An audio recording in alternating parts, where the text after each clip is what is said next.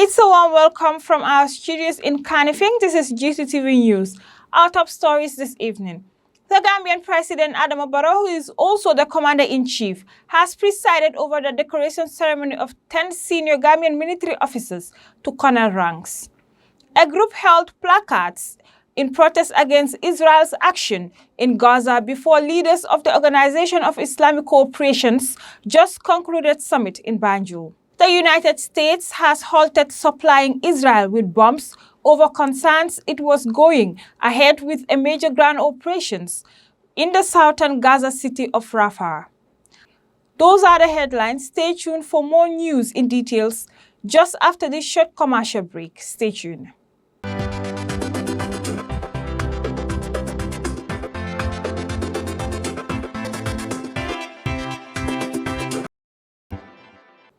Welcome back. If you're just tuning in, you've been reminded that you are watching GCTV News, and I am Aisha Tukuli. We begin with the presidency.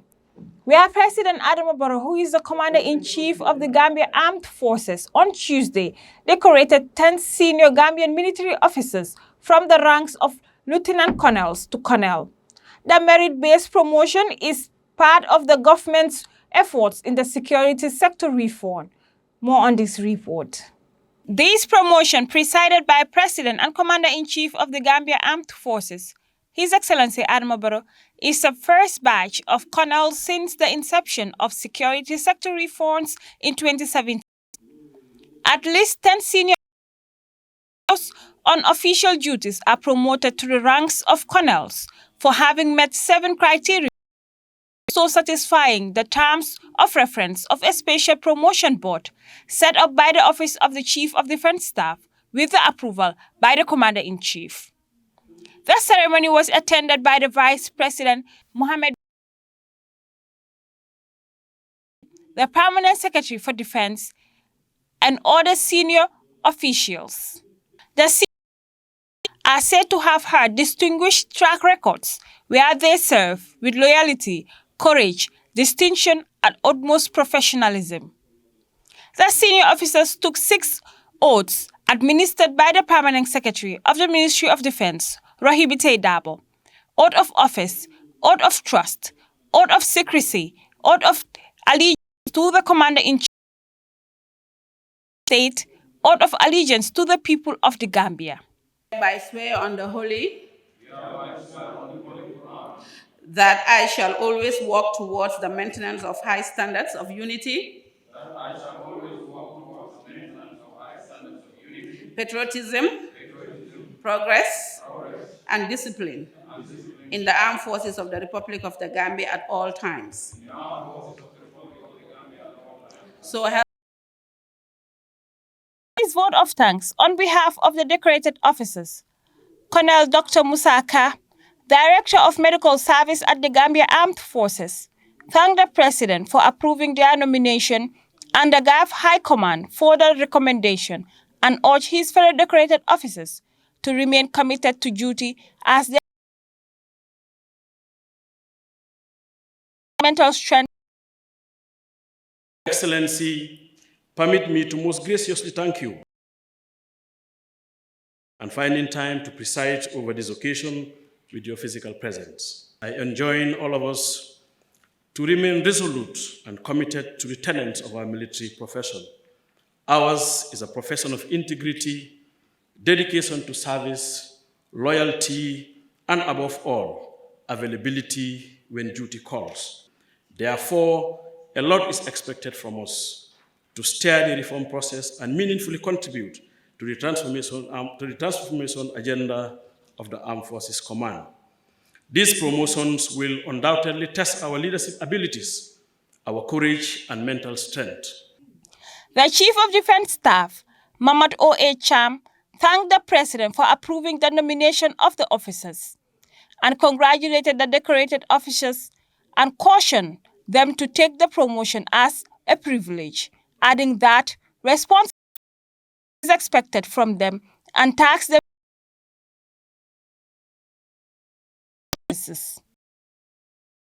Senior officers and their families being found worthy of these promotions and achievements in their military career.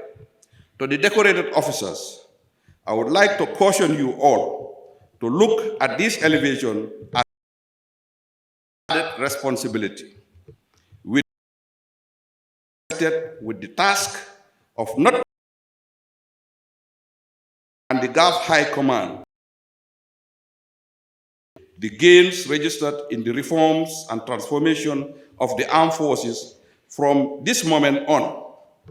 A lot is expected of you from your subordinates, officers, and other ranks, and your respective commands would require, your respective subordinates would require you to do more than you have already done. Serigne Modou Njie, the Minister for Defense, also congratulated the newly decorated officers and urged them to deploy their wealth of experience towards supporting the attainment of the mandate of the Gambia Armed Forces sector. I hold the firm conviction that all of you, the newly promoted officers seated here today, fit perfectly into the human capacity development requirements of the Gambia Armed Forces. Therefore, I enjoin you to deploy your wealth of experience towards supporting the armed forces in the attainment of our mandate as a viable defense sector. For his part, President and Commander-in-Chief of the Gambia Armed Forces, Adama Barrow, congratulated the newly promoted officers on their achievements and commend them for successfully coming this far in their military careers, and add that they must also view their promotions as a challenge and an opportunity to strive for higher heights. While you ought to be pleased and proud of your achievements, you must also view your promotions as a challenge and an opportunity to strive for higher heights. President Barrow said his government will continue to provide the needed support for GAF to build its capacity, strengthen its logistical capabilities, and improve the general welfare of its troops, adding that his government has trained over 1,000 Gambian youth, all of whom are in active service. As a government, we will continue to provide the needed support to GAF to build its capacity, strengthen its logistical capabilities, and improve the general welfare of its troops. As evidence of our commitment, 1,000 Gambian youths, all of whom are in active, besides granting various forms of scholarship and sponsorship packages to personnel of the armed forces to pursue degree courses at the University of the Gambia and other military training institutions abroad, to create various types of opportunities to augment performance and well-being within the army. Aissatou Koli, Gambian Talents TV News. Now, protesters on Sunday at the Jawara International Conference Center were happening to protest against Israel's invasion in Gaza, which has so far killed more than 3,000 Palestinians. Our Adam Makasuba reports. The group staged a protest before the entrance of Sadauda Karabakh Jawara Conference Center, where the OIC summit was happening in Banjul. The protesters held placards inscribing letters "Stop the genocide in Gaza" as they sought free Palestine. More than 34,000 Palestinian citizens have been killed, while over 77,000 others injured since Israel invaded Gaza following Hamas' attack on an Israeli town. The leaders of the summit issued a worded resolution on Palestine, condemning Israel over what it called the genocide being committed against the Palestinian people in the besieged Gaza Strip and the entire occupied Palestinian territory. However, in Banjul, protesters call on the OIC leaders to act now and stop the atrocities in Gaza, while concerned about what is going on in Gaza. Gambians are very much concerned with what is going on. So we want our leaders who are here to know that there are Gambians who are very much concerned. Things that are going on is very, very inhumane. Very inhumane. We want them to stop. We want those atrocities to stop. Palestine should be free. Palestine should have their own independence. Palestine should have their land that has been given to them some years ago. Please, our leaders, please, our Islamic leaders, act now, act now. The power is in your hands. Please do something about it.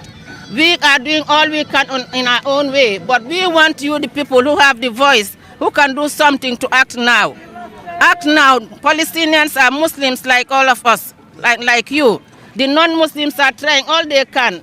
In some countries, there you see that they are demonstrating. Why? Because this is humanity. This is humanity. This is humanity.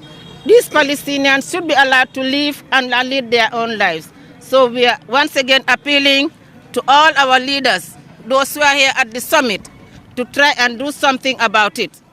The Gambia government has a declaration for the just concluded meeting. Foreign Affairs Minister Dr. Mamadou Tangara, Dr. Ismaila Ceesay, Information Minister, and OIC CEO Yankuba were present at the press conference to respond to questions from journalists. Fatou B.S. Baji was at the news conference, and now she reports. The Secretariat of the OIC held a press conference on the success of the summit and the ongoing OIC projects, and they expressed their delight to the Gambian citizens in their support of the summit.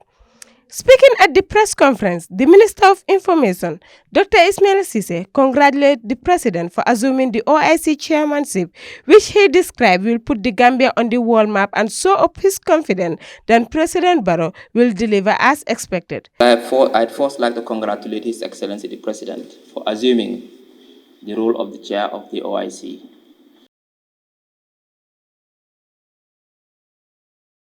It's important both for the President but also for the Gambia. And I'm sure that he will provide strategic leadership for the organization in fulfilling its mandate, in providing unity and solidarity for member states of the OIC. We also thank the President for his vision, his leadership, his support, and his steadfastness in supporting the Secretariat but also the board, and also the entire process to ensure that the summit was successful. So we thank the President for that. Dealing with issues as diverse as obviously the peace process in Palestine. It's a very complex issue.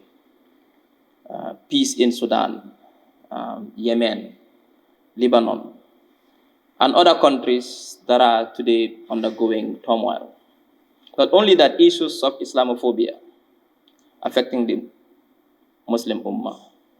Issues of attack against Muslims, issues of attack against minorities in countries like India, in countries like Myanmar. And we also, our Gambia took the lead in taking Myanmar to the International Court of Justice, invoking the Genocide Convention, that what is happening there against the Rohingyas was tantamount to genocide. And we won. That's a huge, huge achievement for the Gambia. Ambassador Diba also shared with the public the outcome of the summit and described it as something that every Gambian should be proud of. A summit by all counts, both logistical, management, in terms of also because summits are evaluated not by the beauty of the roads and so on and so forth. It's by the quality of declarations, quality of communiques that arise from the summit. And I'm here to tell you that we've come up with the best outcomes that any summit can expect. We have been lucky to attend several such summits and extraordinary summits, but I must say that by rating, this particular summit, the 15th Summit of Heads of State, is by no means one of the best that the OIC has ever organized. Among the issues highlighted at the press conference was the final outcome of the summit against issues of global interest, such as the ongoing conflict in Gaza. For his part, Tangara, the Minister of Foreign Affairs, said that the Gambia is very determined to pursue peace through dialogue, and that the Gambia's foreign policy in relations to Israel can only be changed based on diplomatic neutrality. intend to cut off our ties with Israel. Our philosophy is friend with all and enemy with none. And Gambia's diplomacy is anchored on non-alignment, neutrality, and the promotion of dialogue. How can you have dialogue with someone when you decide to sit aside? Then you will not have any opportunity to sit with him. And the president, as he mentioned it, he said now he's the bus driver. I would say he's the captain of the boat. So it's incumbent on all the passengers to make sure that we don't rock the boat so that we can reach our destination safely. And to reach that destination, being the objective that we assign for ourselves to bring a peaceful world, we can do it only through dialogue. We will continue to work with all the partners, but Gambia strongly believes in the two-state solutions. Whatever and when you do something that is not in line with our principles, we do not hesitate to condemn it. For Gttv News, I am Fatmata Esbaji. The officials from African Regional Intellectual Property Organization paid a courtesy call on President Barrow at the State House in Banjul. More on this report.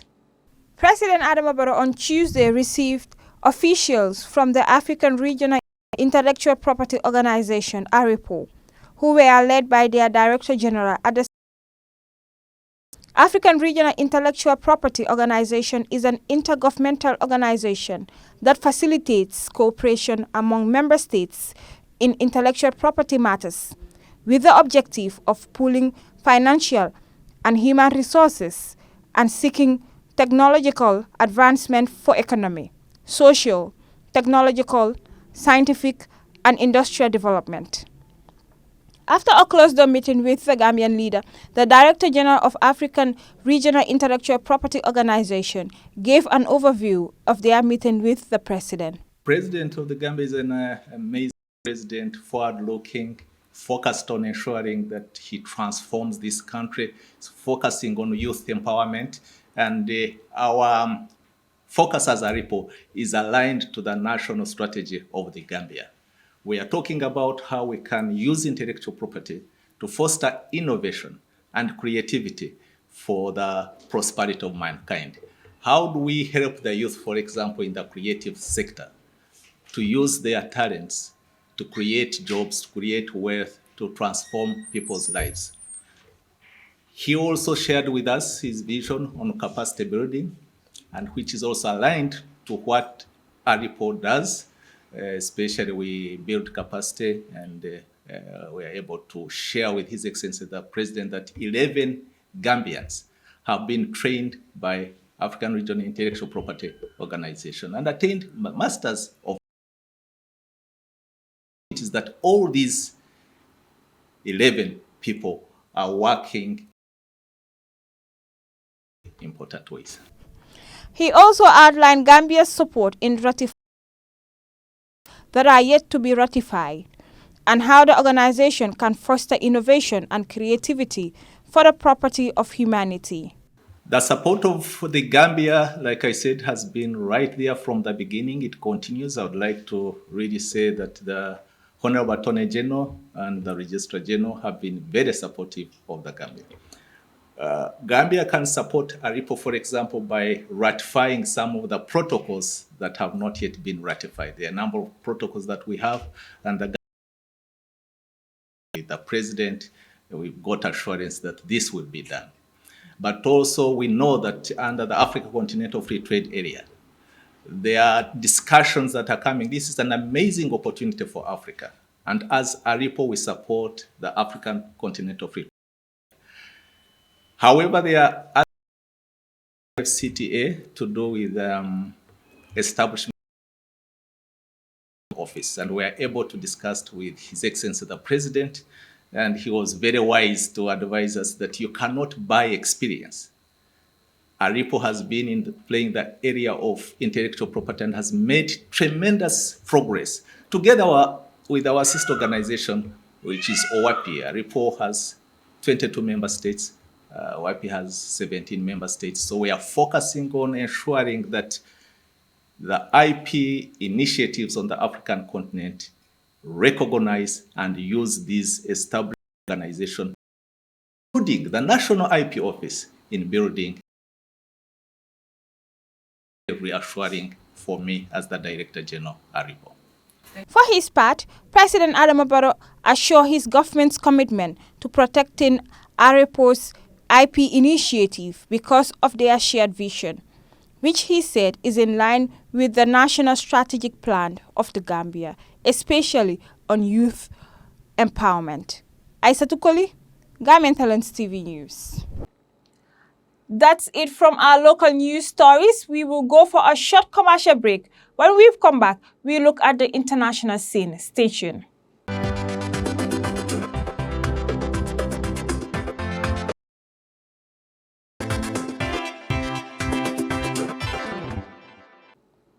Welcome back. If you're just tuning in, you have been reminded that you're still watching Gttv News. Now to international scene.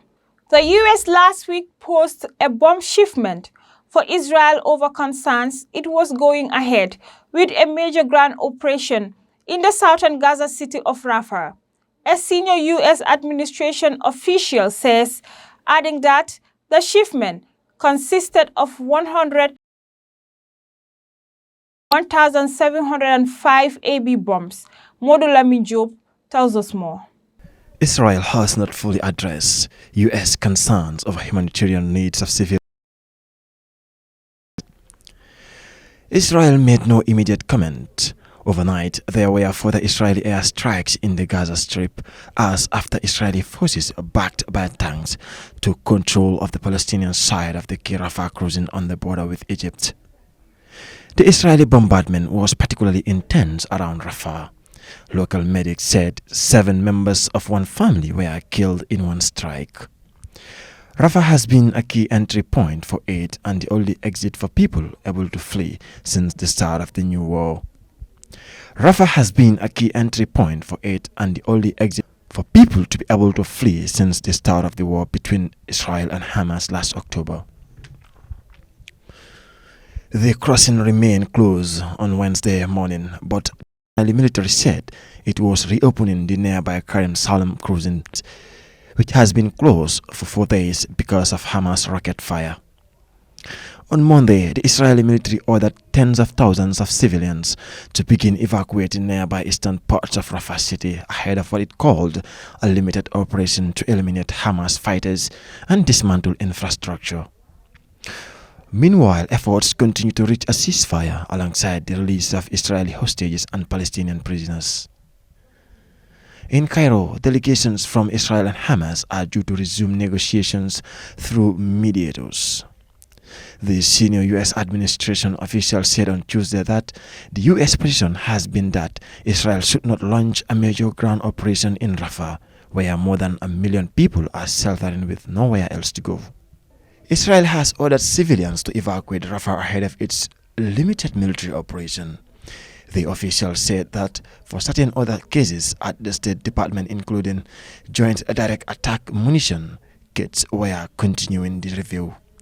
None of these cases involve imminent transfers. They are about future transfers. Stress that the shipments were unrelated to last month's landmark $17 billion military aid package, but had been drawn from previously appropriated funds. The larger $2 billion bombs are mostly likely to be marked 84s or possibly Blue 109s or both. The former in a cheap general purpose munition and the latter bomb designed for use against hidden or underground targets that delivered precision capability using satellite navigation.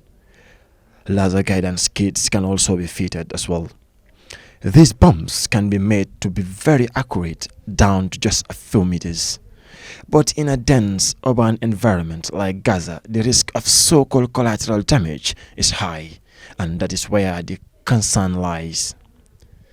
These smaller 500-lever bombs can also be fitted with guidance units dropped from jets.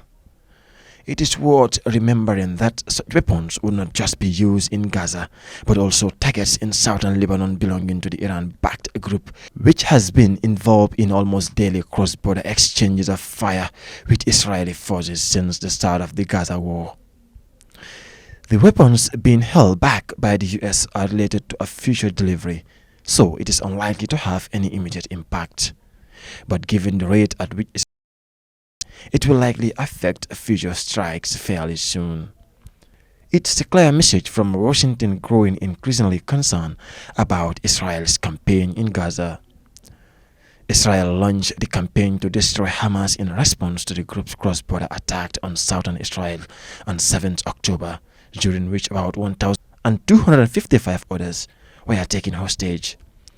More than 34,780 people have been killed in Gaza since then, according to the territory's Hamas-run health ministry. A deal agreed in November saw Hamas release 105 hostages in return for a week-long ceasefire and some 240 Palestinian prisoners in Israeli jails. Israel says 128 hostages are unaccounted for, 36 of whom are presumed dead. Reporting for Gttv News, I am Mudlamin Job.